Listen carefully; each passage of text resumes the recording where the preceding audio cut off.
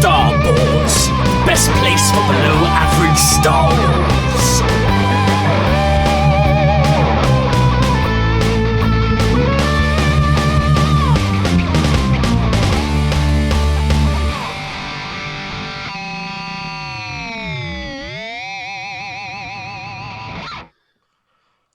Hello there, and welcome to the Star Wars Show, a UK-based Star Wars podcast with in-depth discussions and analysis sprinkled with some silliness. I am the Geordie Jedi Pete. And I'm Star Wars Iain. And we are back with a brand new episode of Star Wars.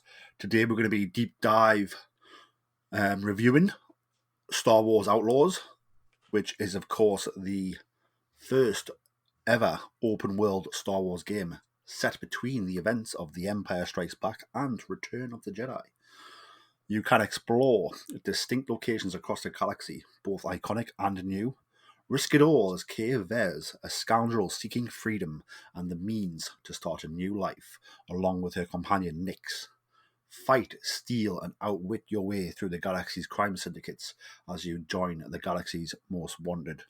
That is a little synopsis from Ubisoft and Star Wars Outlaws. I have not played Star Wars Outlaws.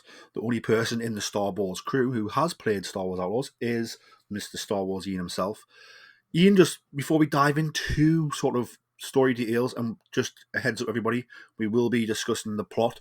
So if you haven't played the game yet and you want the story and the characters and, you know, any spoilers not spoiled, I would pause the podcast now, go play the game, and then come back and listen. I haven't played it. I want to play it, but for the benefits of the podcast, and also I don't really mind spoilers too much, otherwise I would have bought the game already. I'm happy to hear them myself, but I would not want anybody else to listen to this if you were not sure about spoilers for the game. But yeah, so what were your overall thoughts on the game as a playable game? Like, how much did you enjoy it? Yeah, I really did enjoy Star Wars Outlaws. I thought it was a really fun game. It's not the greatest game I've ever played, as in terms of gameplay and graphics and all that, but as an overall package, I really enjoyed Star Wars Outlaws and thought it was a really fun story, fun gameplay. Yeah, just a fun. If you're looking for a fun game, that I can't recommend it higher. To be fair. I do know that there was some glitches when they first came out, some bugs, which I think happens on a lot of games, to be fair. Obviously, I do know there have been releasing patches for Star Wars Outlaws as it goes, and there was even one at the beginning of this month. How did you feel it played when you first got it, and do you feel that the patches have improved the gameplay? My experience with the bugs and that, I didn't come across that many when I played, even before the patches. So I don't know what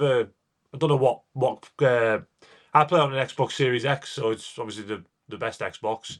So I found no glitches, not really. There was the odd one, but that's, like you say, par for the course with games these days. Like, there's always the odd one glitch, but there was nothing that found. It was nothing like I remember when Cyberpunk 2077 came out, and that game was completely broken. I played that on Series X, and that was broken. There was nothing in Star Wars Outlaws that would inhibited my enjoyment of the game. So yeah, when it comes to the bugs and that, not much, to be fair, if any, like in my experience anyway.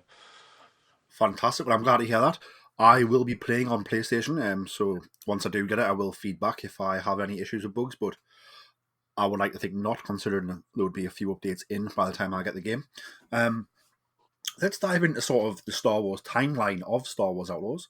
You know, it says that it's set between the events of The Empire Strikes Back and Return of the Jedi, so it sort of fits into that comic space that sort of Marvel's just finished, I suppose. How did you feel it fitted into The Empire Strikes Back and the Return of the Jedi timeline?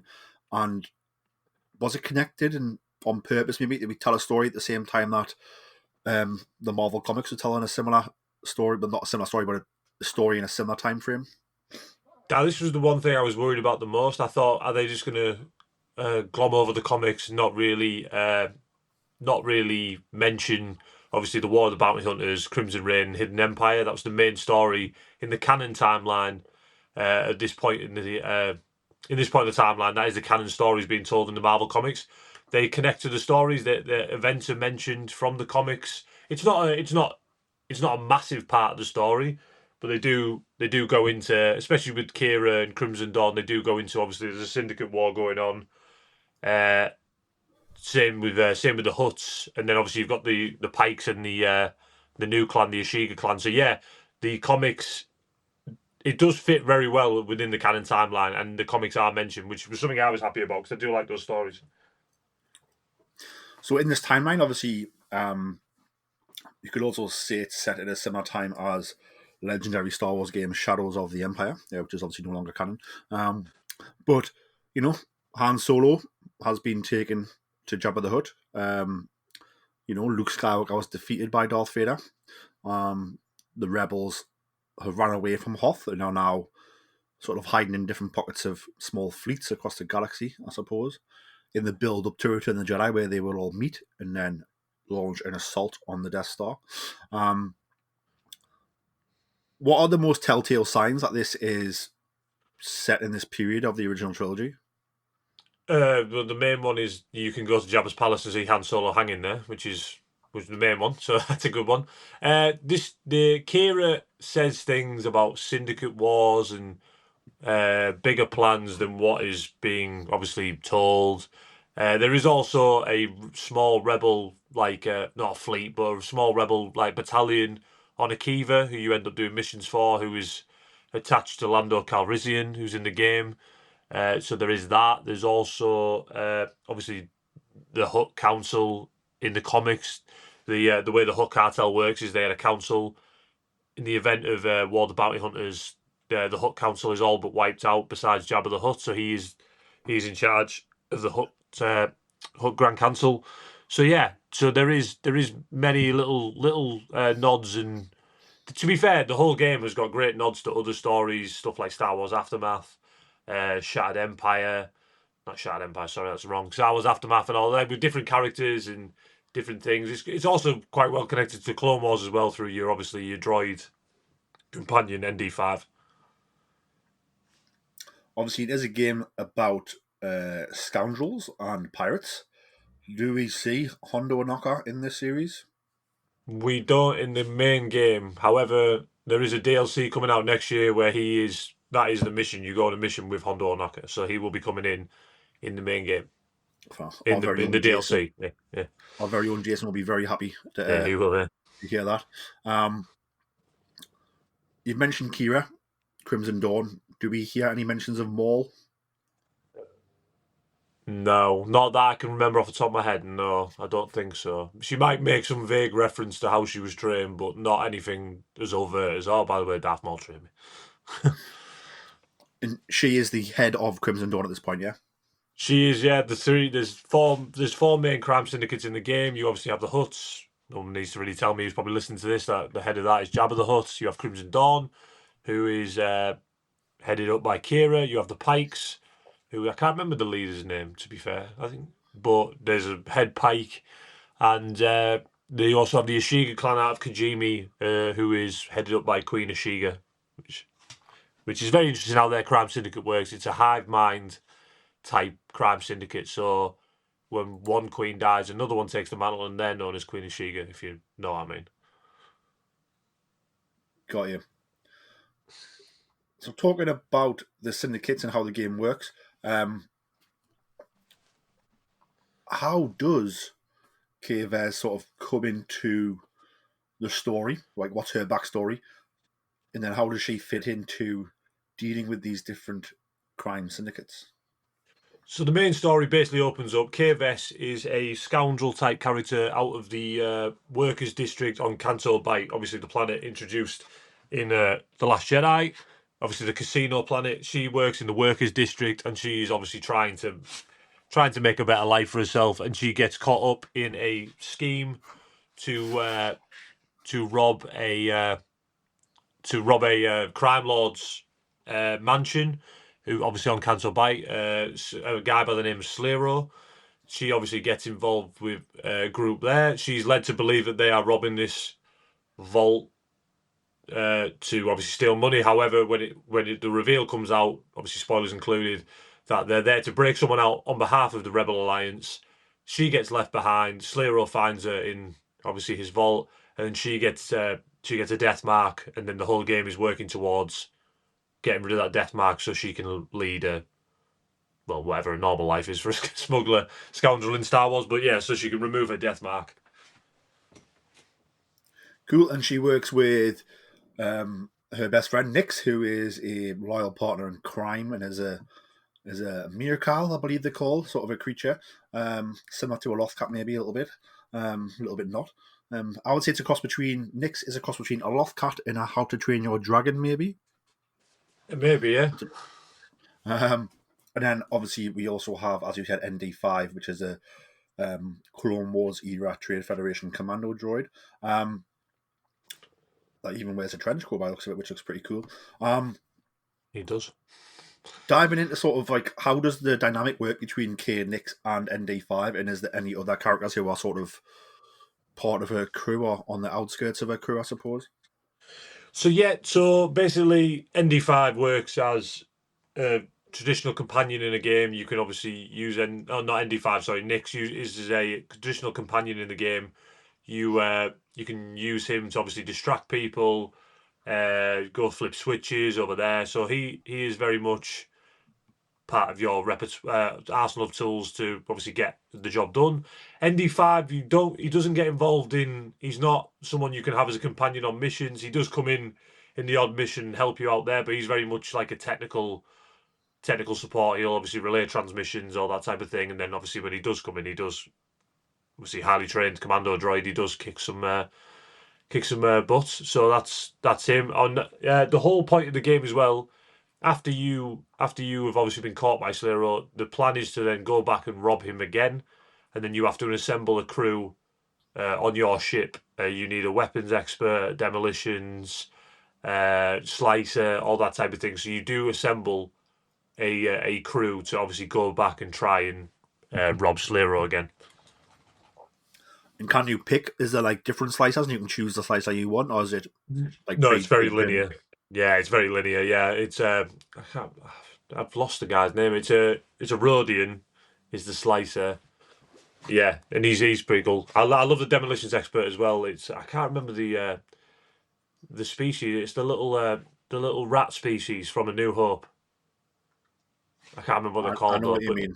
Yeah, but she's the demolition expert. She's amazing. She's so funny. Like some of the stuff she says is hilarious. How is Jaylene Vrax? Yes. Well, Jalen Vrax is obviously the person who brings this crew together and tries to get you to steal from Slayero's vault. However, there's a big twist with Jalen Vrax, how he's connected to Slayero and the overall plot of the story. And what about a Vale or Vile, depending on how you say it? Yes, Vale. Vale is a bounty hunter who is originally tasked to hunt you down on behalf of Slayero. Slayero, just so we know, has a crime syndicate. They're called Zerek Besh. They're new, and they're attempting to hunt you down. And obviously, it's a new crime syndicate who is attempting to obviously make big plays in the underworld. Obviously, there's a big twist with Zerek Besh as well, and what Very they cool. are. So, out of all the crime syndicates that you can work for, obviously, I know that you can do jobs for the crime syndicates, build your trust for the crime syndicates, but also lose your trust for the crime syndicates. Me personally, I absolutely hate the Pikes. They're naughty little drug pushers. So, I probably would be trying my best not to annoy them too much because I would want to annoy them, but I know that might hurt me in the game if I was to annoy them as much as I would like to. Who was your favourite cartel to work for? Who was the worst? And what are the benefits of dealing with certain ones over others?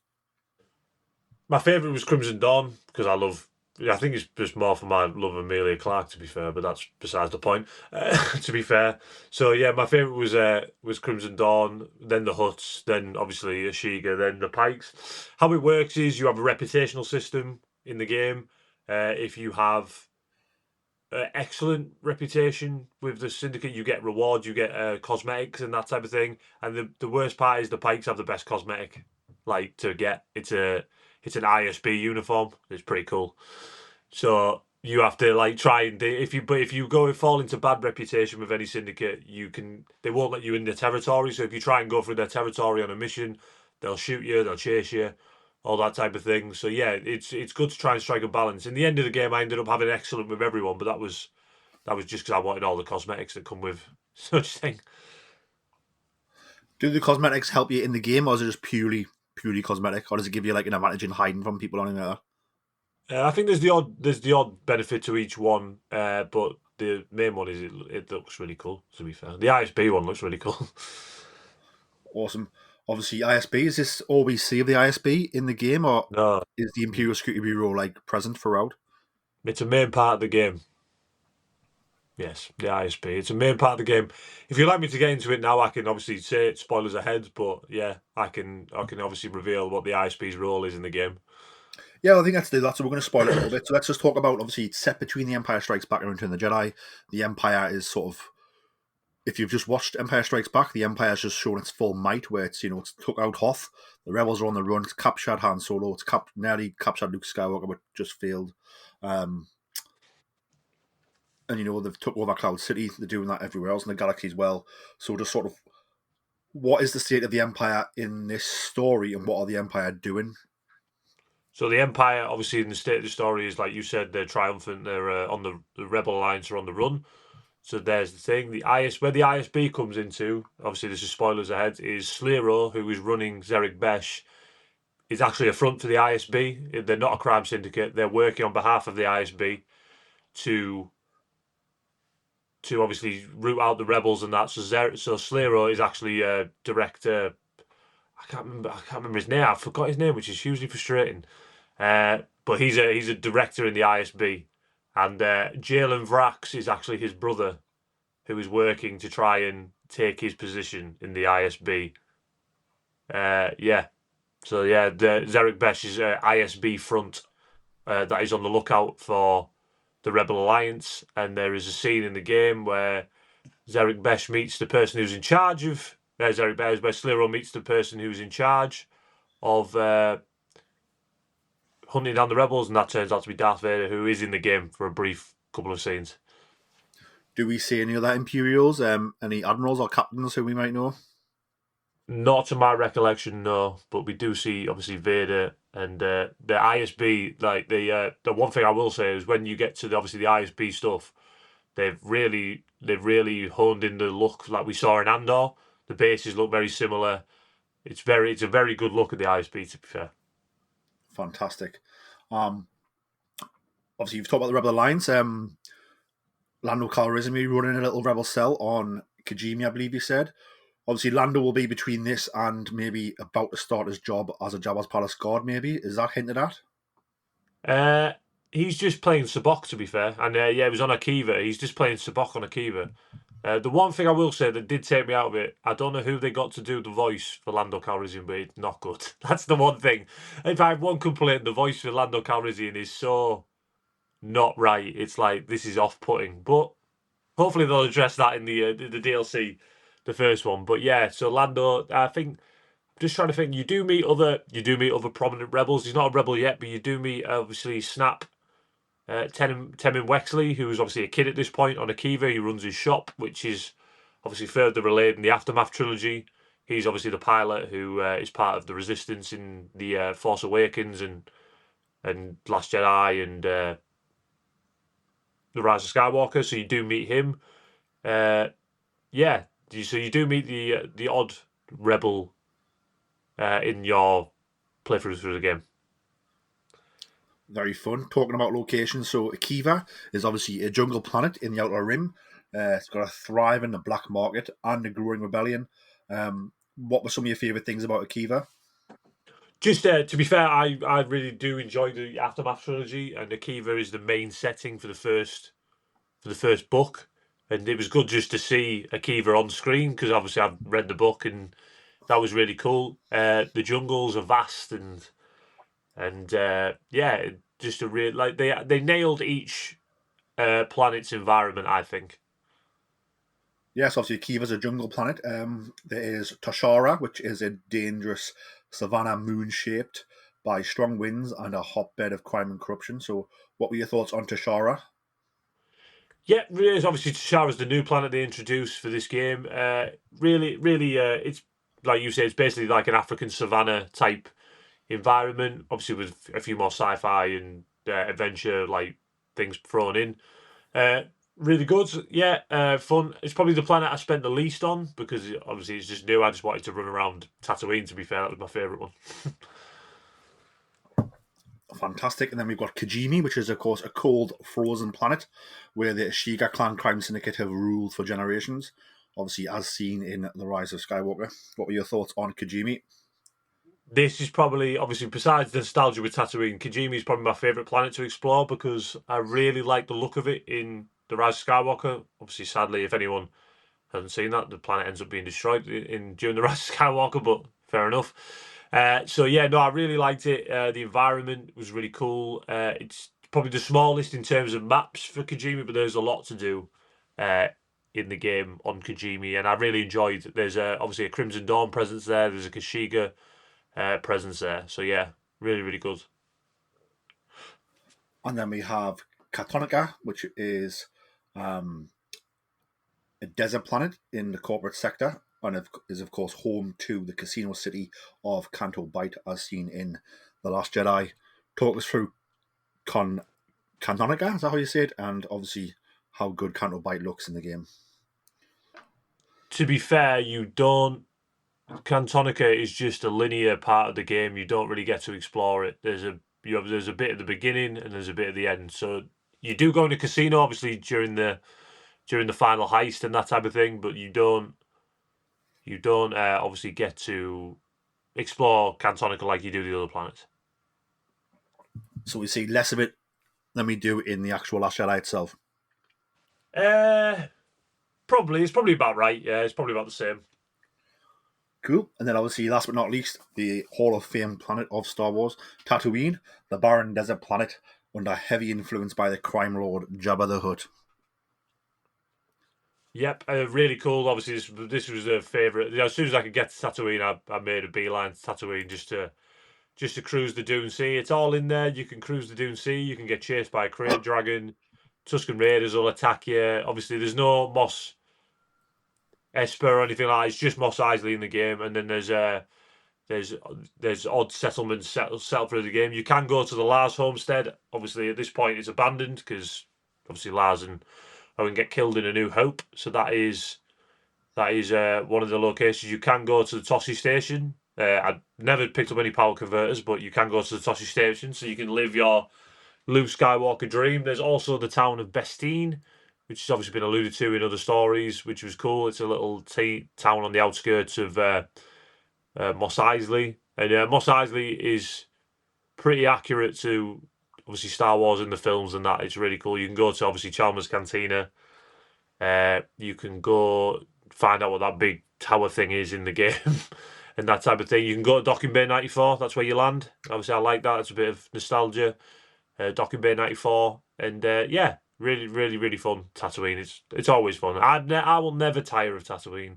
I know some people in recent have said we've gone back too much. You can take me back there every story. I love it. It is indeed, like I said, it's the Hall of Fame planet of Star Wars, I would say. Any tie-ins to anything? Obviously, last time we saw Tatooine in detail was probably, in the timeline, was probably Mandalorian. Any characters on the Mandalorian lurking around, or No, is that a I bit don't too far think ahead, so. do we think? That's a bit too. Yeah, I think that's a bit too far ahead. I'm just trying to think. I'm just trying to go through my Tatooine. There's no Cobb Vanth or anything like that. There's nothing like that. It's just obviously that'd probably be a bit too early as well because obviously they established Freetown after the fall of the Empire. So Yep. no characters I can think of that would remind me of any established characters. Apart from Jabba and Bib Fortuna, to be fair, you do see Bib, skinny Bib, not fat Bib. Awesome. So obviously you live the high stakes lifestyle of an outlaw, and you can turn situations to your advantage by using nicks. How's the gameplay like when you use nicks, and how often can nicks be involved in what you're doing in the game? Pretty regularly, yeah. You do have a cooldown mechanic on some of his stuff, but to get him to distract someone, so obviously you can sneak up behind him or sneak past him. The game is very stealth based. You can obviously run and gun, but it's like the one thing I enjoy. I've seen this by other reviewers say If you're playing Jedi, Fallen Order, or Survivor, if Cal Kestis comes along four stormtroopers, then no challenge whatsoever. That's not the thing for KVS. Like four stormtroopers can easily kill you. Like so, it is well balanced in that way. You're not a Jedi. You haven't got the Force. You're just a smuggler with a blaster. And you have to think about what you're doing because if you don't, if you try and just run in and you'll end up dying because they will kill you. Good. So you have to use Nix. What about gadgets? Is there types of gadgets you can use to distract enemies You as well? you do have there's parts of the game where you go and obviously assemble parts for different gadgets. You have your you can take down normal enemies, but if you want to try and take down like a Gamorrean guard out, you have to go and find the like electro prodder thing to take them down. Otherwise, you can attack them and then but they won't go down. So you have to keep attacking them if you know what I mean. There's also smoke bombs, scramblers, that type of thing. Slicer scramblers that help you out with that. So yeah, there is a fair amount of gadgets that do. Obviously, you have upgrades for your blaster, your speeder, your ship, and all that type of thing. That was my next thing. Obviously, overcoming enemies. How good is K's blaster? And like, is there upgrades available? Can you use different blasters? Um, and just how easy is it to kill a stormtrooper? I suppose. You do have two settings. You obviously have blast and stun. You can stun people. It obviously has the stun that we've all seen in Star Wars.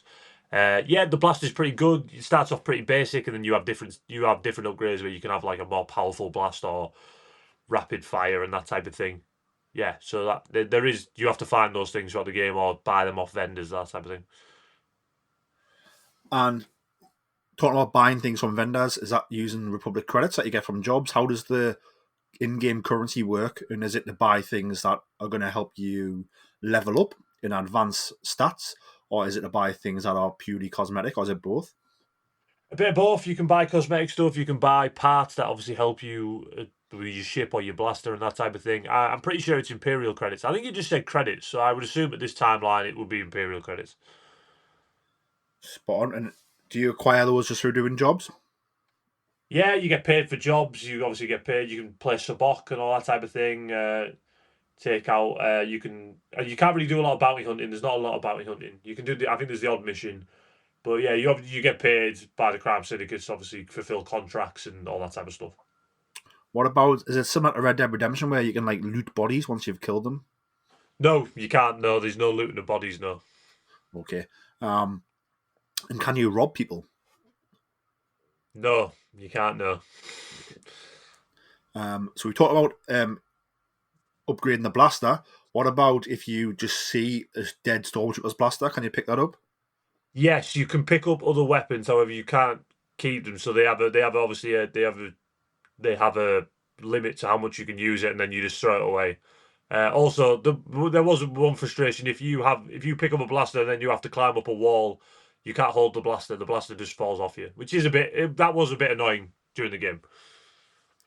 Got you. And then what other weapons can you use? Obviously, so you can use, you've got your blaster, which you always have, but then you can find other people's blasters and use them until they run out or until you can't carry them anymore. What about Gaddafi sticks and things like that? No, there's no melee combat in the game, but there's different type of blasters. You've got the Relby one that like Bosk uses. You've got grenade launchers. You've got like rapid fire. You've got the I can't. I always remember from the Clone Wars episode Rookies where Heavy has the like minigun with the shield at the front. Yeah, basically, so you have that, but you have to obviously seek out people to train you to use heavier stuff. Yeah, so there is a wide swath of the sniper rifles and all that type of thing that you can use. But like I said, the only weapon you carry all the time is your blaster. The rest only have a limit to how much you can use them.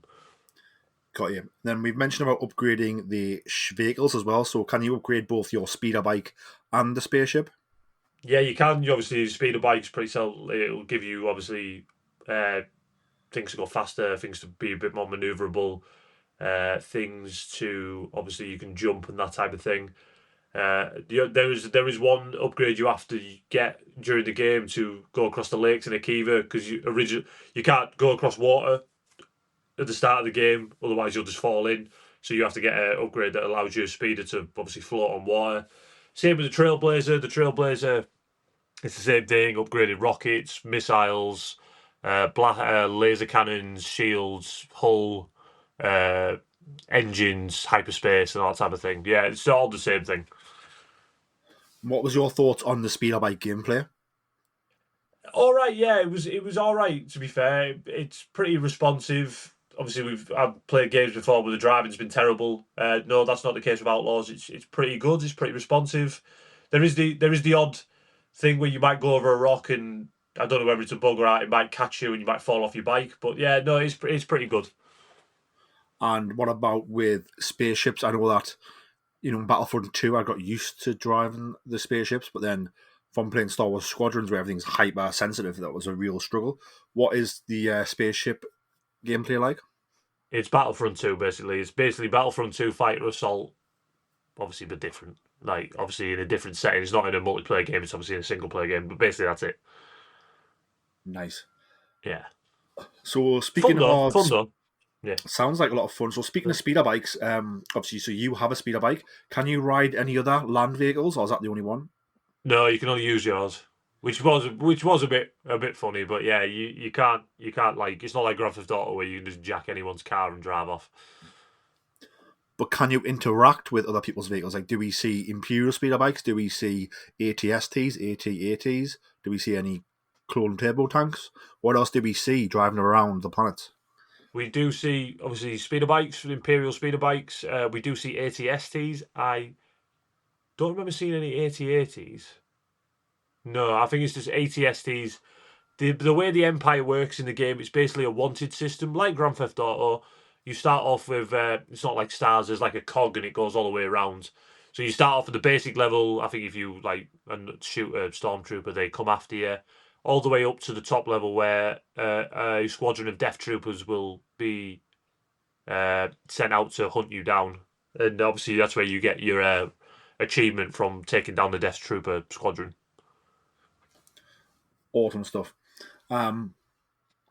And then what about in space? Obviously, I think you can only fly your ship, but what other ships do you see? Do you come into contact with? There's just the basic, obviously, TIE fighters, TIE interceptors. The same thing with the wanted level in space. You start off against bog standard TIE fighters, then it slowly escalates. You go from a TIE fighter to a TIE interceptor to a TIE striker, and then a Gazanti cruiser will come, and then the last wanted level for the Empire is a Ravager class corvette, like you saw in basically it's an Inferno Squad ship from Battlefront 2. That's the highest. That's the highest wanted level for that. And that's what will come after you if you get all the way to the thing, all the way to the top of the wanted level, and you're in space. So we don't see any Star Destroyers. We don't see Star Destroyers in the main gameplay. However, the last level involves you attacking a Star Destroyer. Yeah. Fantastic. That sounds a lot of fun. So moving on from that, I suppose, what did you find the most challenging gameplay wise? Was it the personal stuff? Was it the speeder bike stuff? Or was it the spaceship stuff? The combat I was very much in the impression straight away was, oh well, I'll just go in and shoot everyone, and you soon find out that you will die. They will get you. The AI is quite intelligent. They won't just. We've played games before with the AI, and will just stand there looking at you. If you're shooting someone else, they don't do that. They will attack you.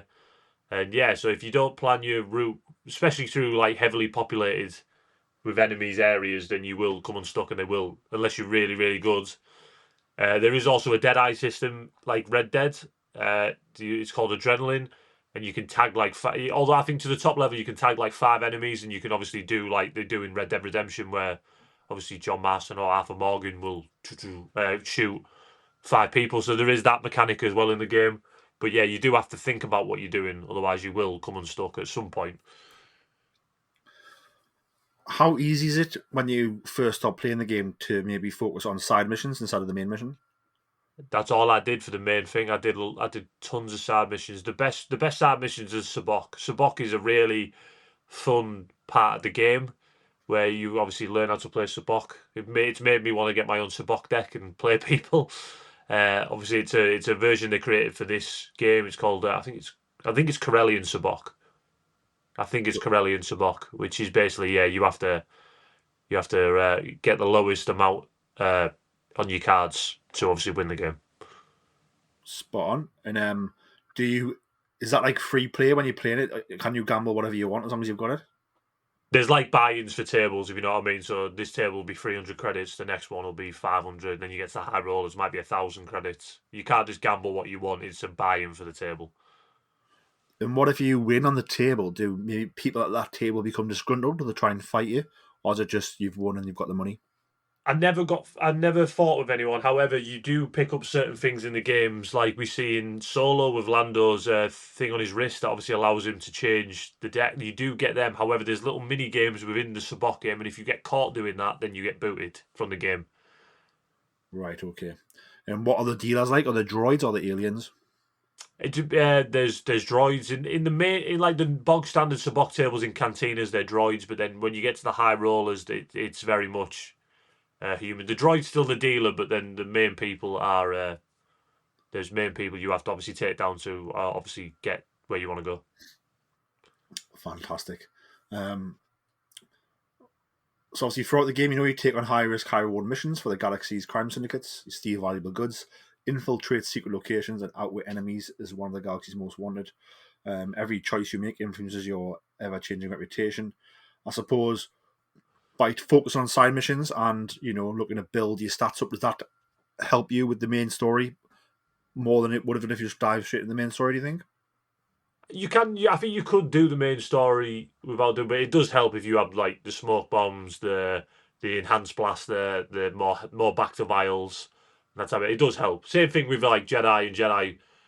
To be fair, it's different probably with Jedi Fallen Order. I don't think you could complete the game without getting all the healing. I can't remember what they call them, Jedi Survivor and Fallen Order, but all the healing stuff. I think you could do that in this game, but it does make it easy if you get more of the gadgets as you obviously go towards the final mission. Spot on. And so from getting the game to finishing the main story, how many hours have you played? Oh, I think the last time I looked, it was well over 20. It was well over 20. But that's just me. I was just happy to fly around Tatooine and that type of thing. I think you could do like I think you could do it pretty quick if you wanted to go through it. But a lot of fun of the game is you driving down a road in a Kiva and you see something like, oh, go do. A lot of that is that like, oh, I want to go do this for the pikes, or I want to go do that for the huts. A lot of it is fun. And who doesn't want to visit Jabba's palace as well? So Indeed. Do they reference Han Solo being there in Jabba's palace, or is he just there? he's there. He's there, obviously. But then you can speak to people. There's people like gathered around his thing, and then KFS is like, oh, what did he do? And then they obviously go into a little bit of the light backstory. He was a smuggler who obviously ran afoul of Jabba, and now he's a wall ornament. Is Boba Fett in the palace? He is very briefly. He's got no role to play in the game, but when you are sneaky, you have to. One of the missions is one of the people that you are trying to recruit to your crew, Hoss, who is a Sullustan gunslinger, and he's a rotten human being. He basically sells nicks to Jabba, so then you have to break into Jabba's palace to get him back. And as you're going through the palace, you look in one of the vents out into the thing, and he's there. Boba Fett's there with someone, obviously discussing a job. You don't hear his voice, but you obviously see Boba Fett. He is in the palace. And what about Bib Fortuna? Is he there? Yeah, he's basically each crime lord has a main person you speak to get the job. So obviously for the Huts, it's Bib Fortuna. Very nice. Well, they have a network of job brokers on each planet and each locations and that. But the main one, you can go to Jabba's palace. Eventually, they let you in. You can't get in straight away. You have to earn your reputation with the Huts. But he will obviously be in Jabba's palace, and you can speak to him and get jobs. Cool. Now you've finished the game, are you still playing it, and is there still like plenty of side missions left? I'm still playing it. I'm just trying to. I haven't played it as much recently, just obviously work commitments and that type of thing. And there's obviously not a story to go back to, but I am still jumping on and doing the odd thing, just mainly try and get the achievements for my Xbox thing. So yeah, but I am looking forward to. I believe the next DLC. I think the next DLC story pack is out on the 21st of November. I think I saw that the other day. So I'll be going back to it again once that drops. Once I buy the season pass. And have they said what the DLC is going to contain? Yeah, the first one is I can't remember what they've named it. I can't remember what the name is, but basically it's based around Sabok, and you have to go. You have to work with Lando Calrissian. So I think it's basically to rob a high stakes game or win a high stakes game. That's the uh, main first story pack that's coming out soon. Very Casino Royale-esque, eh? Yeah, Before we dive into more of the DLC stuff, obviously we've mentioned before, you fly the Trailblazer, which is your spaceship transportation and combat system, engage in dogfights as you travel the Outer Rim. So obviously you can engage in thrilling dogfights with the Empire, but you can also engage with other foes. So obviously we've mentioned about the TIE fighters and the wanted level system for the Empire and what you can encounter, but what are these other foes and sort of how fun is that? other crime syndicates. That's the other foes. You do have pirates as well. You do have obviously pirates. Yeah, it's pretty fun. You go in, you obviously fight them. You might have to destroy something, and then pirates will come after you, or you might be working on behalf of another crime syndicate. So another crime syndicate comes after you. You do have the option after each mission as well, each like contract to betray the crime syndicate you're working with. You can either stick to the deal you made with, say, for example, the Huts, or you can sell the information onto Crimson Dawn. But obviously that affects your reputation system. Spot on. Speaking of Season Pass, extend your galactic journey with the Season Pass. Unlock the additional Star Wars Outlaws Wildcard and Star Wars Outlaws A Pirate's Fortune story packs. So I assume Wildcard is what you've just mentioned with Lando Wildcard, yeah, Calrissian that's what and it's called. Starbuck. Yeah, sorry, yeah, that's right. Yeah, And A Pirate's Fortune is obviously referencing Hondo Anaka, I imagine, as we discussed at the beginning of the episode. It also it is. mentions here the Day 1 exclusive mission at Jabba's Gambit. Are Yeah, you I, familiar uh, with that? I, I I never bought the season pass to start with because I wasn't really interested in the 3 days early. I wanted to see what the game was like, so I haven't played that, to be fair. So I have no Ooh, idea what Jabba's Gambit is. I probably will play it, obviously, once I get the season pass. fantastic. You also get a Kessel Run character pack. Um, Yeah, I did get that because obviously I pre-ordered the game. So yeah, it's basically just a cosmetic pack for you. It's nothing story related. It's just a cosmetic for your ship and your speeder bike. and how does it look? Does it look cool? Yeah, it's pretty cool. Yeah, there is a lot of cool looks in Star Wars Outlaws. My favorite is the ISB uniform that you get from working with the Pikes. That's the Catch-22. I think they've done that on purpose. They gave it the best looking one uh, to the Pikes, who no one likes, because no one likes the Pikes. They killed Cypher Diaz. They helped Count Dooku. Obviously, they gave Boba Fett a hard time in Thingy. But he imprisoned Ahsoka. Worked with Darth Maul. They're not good people, the Pikes, to be fair. But They're not. I mean, they do just pump the galaxy through with spice and drugs, trying to get Well, people. there is hooked. that as well, yeah. They're basically like a heroin cartel, but in Star Wars. There's something called the Hunter's Legacy and the Cartel Ronin cosmetic bundles. That comes out with the season pass. That's not out yet, I don't believe. Hunter's Legacy looks very Boba Fett in the image, so I wonder what that's going to be. But they're not out. They're not out at the time of launch. I'm not aware of anyway.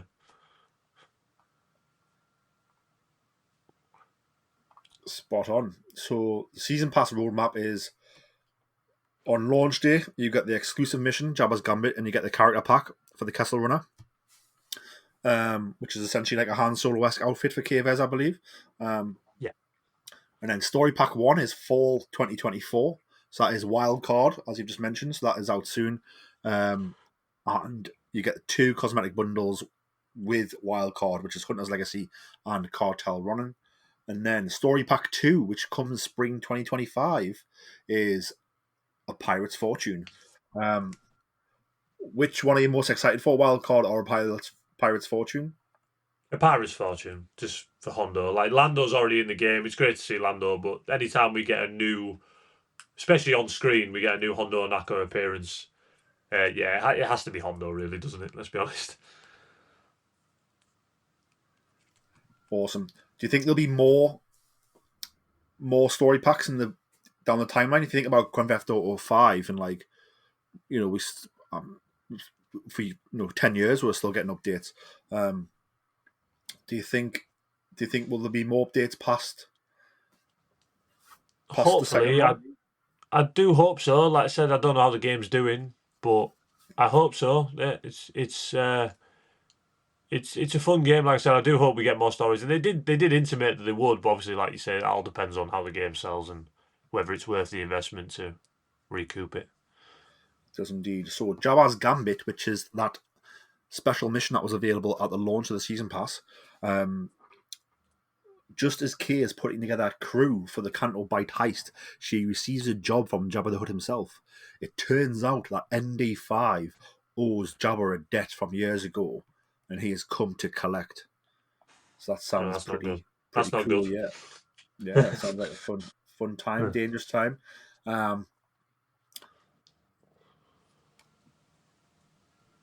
Did you just buy the standard edition of the game? Yeah, I bought the standard edition for the game. Normally, I do with any Star Wars game. I do buy the early because basically the if you bought it with the whatever, I think it was like gold and ultimate edition. If you buy the gold, I think you got 3 days early access, the season pass and all that type of thing. But to be fair, I was away for 2 days of the early access, and games at the moment are not very good at delivering when they release. So I did want to see just what the game was like, but I will buy the season pass obviously when the first pack is released in November, I believe. So those looking to buy the game, obviously the standard edition just comes with the base game. There is a gold edition, as Ian's just said, and that comes with the base game and the season pass included. So I imagine that might still be available for those who want to do that. And then there is an ultimate edition of the game, which comes with the base game, the season pass. It comes with something called the Rogue Infiltrator bundle, the Sabak Shark bundle, the 2 additional cosmetic bundles, which are the ones I've probably discussed, and the digital art book. For me, I used to love ultimate editions and collector's editions of games, but I used to love it when it came with actually hard goods Yeah, exclusive. So the Arkham games, they're fantastic. You get really good statuettes of Batman and Gotham City and the Joker. You know, yeah, I think I did get the special edition for um, Star Wars: The Force Unleashed 2, which came with fantastic art cards and an art book. Um, Obviously, these days everything's digital, and it seems like the Ultimate Edition of Star Wars Outlaws does come with a lot of things, as I said there, but they are all either in-game or a digital art book rather than a nice coffee table book. I don't know the price of these things, but that's probably what puts me off going for an Ultimate Edition. Is that I'd rather have a nice little accessory. Do you know what I mean? I bought it off CD keys. It's cheaper. Go to CD keys on online. I don't know if you know CD keys, but I bought the edition. It was supposed to be, I think, on the Xbox store. I think it was 70 quid. I got it for 52.99 on CD keys. So pretty substantial drop in price. Fantastic. But yeah, I think that brings an end to everything I want to discuss about the game. Just is there anything that we haven't mentioned that you really want to talk about that you really, really enjoyed about playing Star Wars Outlaws, Ian? Nothing off the top of my head. Like I said, I'll a brief summary again. It's a really fun story. Their characters are good. The the uh, the story's fun. The gameplay is good. It's a good game. Is it a great game? Is it my favourite Star Wars game of all time? No, that'll always be The Force Unleashed for me, I think, unless something comes along and gets it. But it is a really good Star Wars story that people should give a chance to if they're on the fence about playing it, because I really enjoyed it. I've seen videos where people make it out like it wasn't. It's Don't believe that. It is a good game from me anyway. From my point of view, I think it's a good game. And obviously, it is the first Star Wars sort of open world game, if you don't count the online game Star Wars Galaxies. So it's obviously a canon open world game. How did it? Obviously, open world games are fantastic. They certainly excite me. The fact there's a Star Wars one excites me. Sort of how excited were you when you heard we were getting a Star Wars open world game, and how did it deliver on sort of what you were expecting from that? Really, really good. I think this was the natural predecessor to the cancelled, and this will always break my heart because I wanted that game to come out so badly. Star Wars 1313. If anyone doesn't know the history and backstory of that game, look it up because it looked like the coolest Star Wars game that was ever going to come out. Yeah, so I think this is the natural successor to that. I do think it's fun. Is there things to work on? Yes. Could it be better if there was a sequel? Yes. But as a start point, it did deliver for me. I thought it was really good. Cool. A few last things from me, which are more silly, I suppose. But do we see any musicians? Do we see the Cantina Band? Do we see Figure and Dan? Do we see Jabba's band in Jabba's palace? We don't see Max Rebo or anything, but there is a mission where you have to go get the band that's stranded in the desert in Tatooine, which is fun. But you do hear music. You obviously go in the cantinas, you hear music, and that's a good thing I didn't mention. Each cantina has got a different twist. The Kijimi one is very much wintry, obviously makes sense. The one in Akiva is very much like a tropical type of cantina. Obviously, Chalmers Cantina in Mos Eisley and that type of thing speaks for itself. And the Tashara one is very much like a gaming den, that type of thing. So the cantinas do have a different vibe. Each main cantina in the game. Can you get yourself nice and tipsy? No, you can't, which is sad, really. And you can't buy any death sticks, I take it. No, I wouldn't want to anyway. I wouldn't want to buy death sticks. I would make me rethink my life. To be fair, Love it. he's not in the game either. He's not in the game either. For anyone asks, Not yet. I'm wondering. No. Obviously, there's two sort of, what's the word? I suppose we're going to call them story packs coming. Wild Card Yeah. and the Pirate's Fortune. Obviously, one's focused around Lando Calrissian and Sabak. One is focused around the pirate Hondo and Arca. Do you think we'll see new planets that we haven't seen before in these updates? Maybe. I would like to think so. It'd be good if we did. I think we'd see a lot more like space. Like I think the way Wildcard sounded, it might sound like we're like going on one of them like cantina cruises, if you know what I mean. It does sound like that. So yeah, I hope so. I hope they do different planets. It'd be cool. It'd definitely make it worth the money to obviously buy the season packs. Spot on. And one of my favourite things is food. So I'm going to assume that you cannot buy or eat food in the game. But do you see food vendors like in the street or in the cantinas? Do you see like delicious Ronto wraps and things like that getting made up?